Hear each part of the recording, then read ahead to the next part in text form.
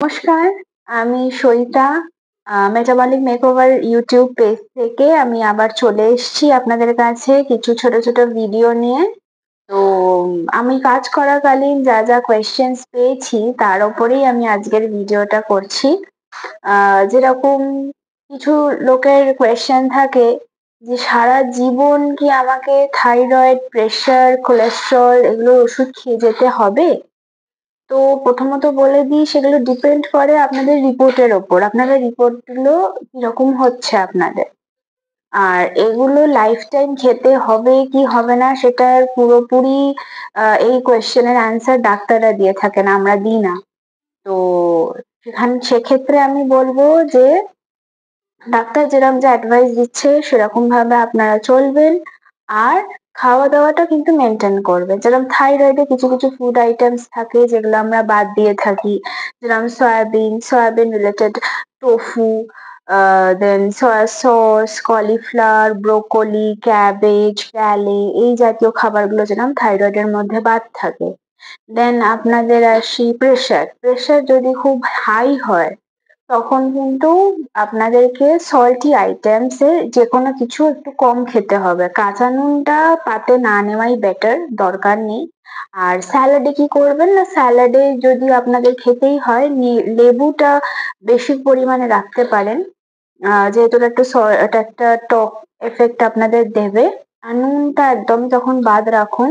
আর যেরকম রান্নায় যেটুকু নুন আপনারা ইউজ করছেন সেটা করতে পারেন। তো 3 গ্রামের ওপরে না ওঠাই বেটার সারাদিনে। তো প্রেশারটা কিন্তু চেক করতে থাকবেন, মানে যাদের হাই প্রেশার। আবার যাদের লো প্রেশার তারাও চেক করবেন, কিন্তু তাদের আবার নুনটা ডিফারেন্ট ডিফারেন্ট ওয়েতে খেয়ে যেতে হবে ডায়েটে।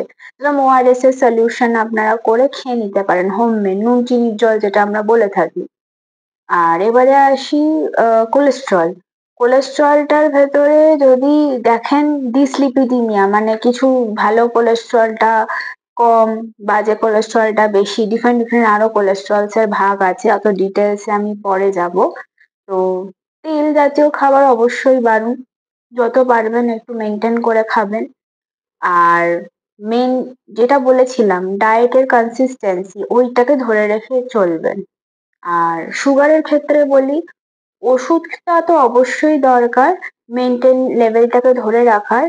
সাইড বাই সাইড হচ্ছে ডায়েটটা ঠিক সময় খেয়ে, খাওয়ার আগে যেরকম ওষুধ থাকে সেরকম খাওয়ার পরেও কিছু ওষুধ থাকে। তো খাওয়ার প্লাস ওষুধের টাইমিং এগুলো ঠিক রাখতে হবে।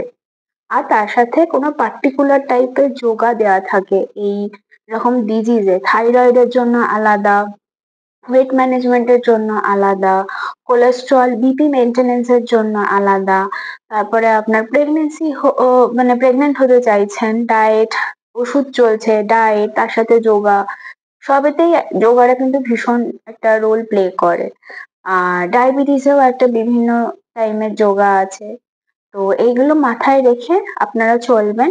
For further advice as usual আমার নাম্বার এখানে আসছে স্ক্রিনে, তো সেখানে আপনি কন্ট্যাক্ট করতে পারেন।